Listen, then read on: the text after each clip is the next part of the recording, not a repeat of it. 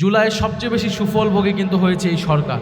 তারেক রহমান দেশে এসেছেন, শিলং থেকে স্বরাষ্ট্রমন্ত্রী দেশে এসেছেন, তারা ক্ষমতায় বসতে পেরেছেন জুলাইয়ের চেতনার ফলে, জুলাইয়ের এই ঘটনার ফলে তারা আসলে একটা দায়িত্বহীন ক্ষমতা পেয়েছে জুলাই বিপ্লবের ফলে, আর আমরা পেয়েছি ক্ষমতাহীন দায়িত্ব। একটা কথা এখন সরকারের পক্ষ থেকে বলা হচ্ছে যে জুলাই চেতনা বিক্রি করে রাজনীতি করা যাবে না। তো জুলাই চেতনা কেউ বিক্রি করতে যাচ্ছে না। জুলাই চেতনা মুক্তিযুদ্ধের তথাকথিত চেতনার মতো কোনো চেতনা না, যেটার মাধ্যমে এই দেশে গুম খুন, দেশের টাকা লুটপাট হয়েছে, দেশে তিনবার ভোটাধিকার হরণ করা হয়েছে। বরং গত 50 বছর ধরে মুক্তিযুদ্ধের নামে আওয়ামী লীগ সেই রাজনীতি করেছে, এই দেশকে বিক্রি করার রাজনীতি করেছে, এদেশের গণতন্ত্রকে হত্যা করার রাজনীতি করেছে, মানুষের অধিকার হরণের রাজনীতি করেছে, এবং সেই মুক্তিযুদ্ধে তথাকথিত চেতনার কথা এখন বর্তমান সরকার বিএনপির মুখেই আমরা সবচেয়ে বেশি শুনি। ফলে জুলাই বিপ্লবের যেই আমাদের আকাঙ্ক্ষা ছিল, যে প্রতিশ্রুতি ছিল জনগণের কাছে, নতুন বাংলাদেশ, বৈষম্যহীন বাংলাদেশ, আমাদের রাষ্ট্রের সংস্কার, প্রতিষ্ঠানগুলোর সংস্কার, সেই সংস্কারগুলো যদি আমরা চাইতে যাই, এটাকে জুলাই চেতনা বিক্রি যদি সরকার বলতে চায় তারা বলতে পারে, কিন্তু জনগণ জানে জুলাইয়ের সবচেয়ে বেশি সুফল ভোগে কিন্তু হয়েছে এই সরকার। তারেক রহমান দেশে এসেছেন, শিলং থেকে স্বরাষ্ট্রমন্ত্রী দেশে এসেছেন, তারা ক্ষমতায় বসতে পেরেছেন জুলাইয়ের চেতনার ফলে, জুলাইয়ের এই ঘটনার ফলে তারা আসলে একটা দায়িত্বহীন ক্ষমতা পেয়েছে জুলাই বিপ্লবের ফলে, আর আমরা পেয়েছি ক্ষমতাহীন দায়িত্ব। আপনারা আলোচনায় দেখেছেন যেভাবে 18, 19 জুলাই, 20 জুলাই যখন পাবলিক বিশ্ববিদ্যালয় বন্ধ হয়ে গিয়েছিল, তখন দুইটা শক্তি এই জুলাই বিপ্লবকে আবার জাগিয়ে তুলেছিল, মানুষের মধ্যে আশার সঞ্চার করেছিল। একটা হচ্ছে প্রাইভেট বিশ্ববিদ্যালয়ের শিক্ষার্থীবৃন্দ, আর একটা হচ্ছে মাদ্রাসার শিক্ষার্থীবৃন্দ। এবং 2013 সালের আন্দোলন, প্রাইভেট বিশ্ববিদ্যালয়ের ভ্যাট বিরোধী আন্দোলন, 2018 সালের কোটা সংস্কারের এবং নিরাপদ সড়ক আন্দোলন, এই সকল কিছুর সম্মিলিত একটা রূপ, অর্থাৎ এই যে বৃহত্তর ছাত্রদের মধ্যে একটা বৃহত্তর ঐক্য তৈরি হইল, এটার গত 8-10 বছরের ধারাবাহিকতায় আমরা পেয়েছি। তো ছাত্র সমাজের মধ্যে এই ঐক্য এসেছিল। আমরা মনে করি দেশের যে কোনো সংকটে, জাতীয় যে কোনো সংকটে এই ঐক্য থাকবে জুলাই বিপ্লবকে বাঁচিয়ে রাখার প্রশ্নে।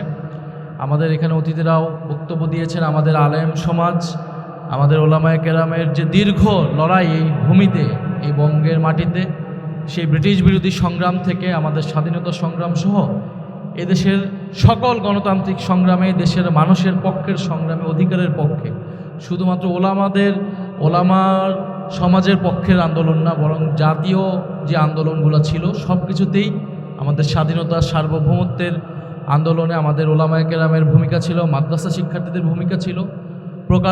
পরোক্ষভাবে প্রকারান্তরে আমরা আওয়ামী লীগের সময়, ফ্যাসিস্ট সময় দেখেছি জঙ্গিবাদের তকমা দিয়ে, ওয়ার অন টেররের একটা সময় আমরা দেখেছি এখানে ইসলামকে কীভাবে ভীতিকরভাবে হাজির করা হয়েছে।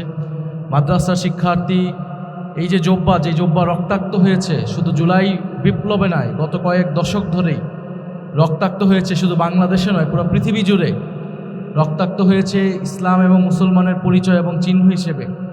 ফলে এই রক্তাক্ত জুব্বা কিন্তু বিদ্রোহের প্রতীক, লড়াইয়ের প্রতীক। সেই লড়াইকে আমরা ধারণ করে সামনের বাংলাদেশকে আমরা এগিয়ে নিয়ে যাব, সেটা আমরা প্রত্যাশা করছি। এবং এই সরকারের প্রতি আহ্বান থাকবে, আমাদের ওলামায়ে কেরাম, আমাদের মাদ্রাসা শিক্ষার্থীদের যে ভূমিকা, তারা শাহাদাত বরণ করেছে জুলাই বিপ্লব নয়, তার শাপলা আন্দোলন থেকে শুরু করে গত মোদি বিরোধী আন্দোলন সহ সকল আন্দোলনে তাদের যারা ক্ষতিগ্রস্ত হয়েছে তাদের যাতে রাষ্ট্রীয় স্বীকৃতি, সম্মাননা দেয় সরকার। এবং একটা কথা এখন সরকারের পক্ষ থেকে বলা হচ্ছে যে জুলাই চেতনা বিক্রি করে রাজনীতি করা যাবে না। তো জুলাই চেতনা কেউ বিক্রি করতে যাচ্ছে না। জুলাই চেতনা মুক্তিযুদ্ধের তথাকথিত চেতনার মতো কোনো চেতনা না, যেটার মাধ্যমে এই দেশে গুম খুন, দেশের টাকা লুটপাট হয়েছে, দেশে তিনবার ভোটাধিকার হরণ করা হয়েছে। বরং গত 50 বছর ধরে মুক্তিযুদ্ধের নামে আওয়ামী লীগ সেই রাজনীতি করেছে, এই দেশকে বিক্রি করার রাজনীতি করেছে, এদেশের গণতন্ত্রকে হত্যা করার রাজনীতি করেছে, মানুষের অধিকার হরণের রাজনীতি করেছে, এবং সেই মুক্তিযুদ্ধে তথাকথিত চেতনার কথা এখন বর্তমান সরকার বিএনপির মুখেই আমরা সবচেয়ে বেশি শুনি। ফলে জুলাই বিপ্লবের যেই আমাদের আকাঙ্ক্ষা ছিল, যে প্রতিশ্রুতি ছিল জনগণের কাছে, নতুন বাংলাদেশ, বৈষম্যহীন বাংলাদেশ, আমাদের রাষ্ট্রের সংস্কার, প্রতিষ্ঠানগুলোর সংস্কার, সেই সংস্কারগুলো যদি আমরা চাইতে যাই, এটাকে জুলাই চেতনা বিক্রি যদি সরকার বলতে চায় তারা বলতে পারে, কিন্তু জনগণ জানে জুলাই সবচেয়ে বেশি সুফলভোগী কিন্তু হয়েছে এই সরকার। তারেক রহমান দেশে এসেছেন, শিলং থেকে স্বরাষ্ট্রমন্ত্রী দেশে এসেছেন, তারা ক্ষমতায় বসতে পেরেছেন জুলাইয়ের চেতনার ফলে, জুলাইয়ের এই ঘটনার ফলে তারা আসলে একটা দায়িত্বহীন ক্ষমতা পেয়েছে জুলাই বিপ্লবের ফলে, আর আমরা পেয়েছি ক্ষমতাহীন দায়িত্ব।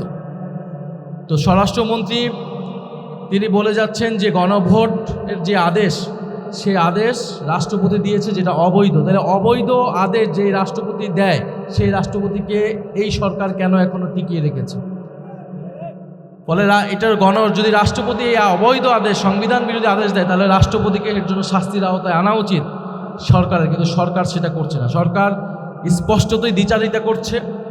সংবিধান সংস্কার পরিষদের যে শপথনামা, সেই শপথ আমাদের পড়িয়েছে প্রধান নির্বাচন কমিশনার। ফলে সেটা যদি সংবিধান বিরোধী হয়, প্রধান নির্বাচন কমিশনার সংবিধান বিরোধী কাজ করেছে, তাকে বিচারের আওতায় নেওয়ার জন্য সরকারের ভূমিকা বা সরকারের উদ্যোগ নেওয়া উচিত, কিন্তু সরকার সেগুলো কিছুই করছে না। এবং নির্বাচনের কথা যদি বলেন, নির্বাচন সংবিধান অনুযায়ী হয়নি। নির্বাচন জুলাই বিপ্লবের ফলে মানুষের যে সার্বভৌম আকাঙ্ক্ষা তৈরি হয়েছে এবং যে আদেশ দেওয়া হয়েছিল, সেই আদেশের ভিত্তিতে নির্বাচন এবং গণভোট দুইটি হয়েছে। কারণ বিদ্যমান সংবিধানে কোথাও 2026 সালে নির্বাচনের কথা ছিল না, ছিল 2029 সালে নির্বাচনের কথা। ফলে সরকারকে বুঝতে হবে জুলাই বিপ্লবের 5ই আগস্টের পর থেকে যে ধারাবাহিকতা, সেইটা কেবল সংবিধানের ভিতর থেকে ব্যাখ্যা করা সম্ভব নয়, সেটা জুলাই বিপ্লবের জনগণের যে আকাঙ্ক্ষা তার মধ্য দিয়ে ব্যাখ্যা করতে হবে। সেই আকাঙ্ক্ষাই ছিল রাষ্ট্রের আমূল কাঠামো সংস্কার, নতুন বাংলাদেশ গঠন এবং দেশের সার্বভৌম পররাষ্ট্রনীতি প্রতিষ্ঠা করা।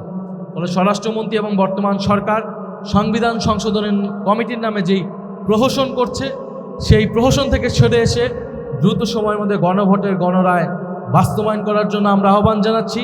নাহলে ওলামা অ্যালায়েন্স সহ জুলাই বিপ্লবের সকল অংশীদার, সকল শহীদদের নিয়ে আমরা ঐক্যবদ্ধভাবে রাজপথের আন্দোলন গড়ে তুলতে বাধ্য হব। আমরা অলরেডি সেই রাজপথের আন্দোলনের মধ্যে আছি, কিন্তু আমরা চাই সংসদে আলোচনার মাধ্যমে, এখনও সময় আছে, সরকার যাতে দ্রুত সময়ের মধ্যে এটা সমাধান করে।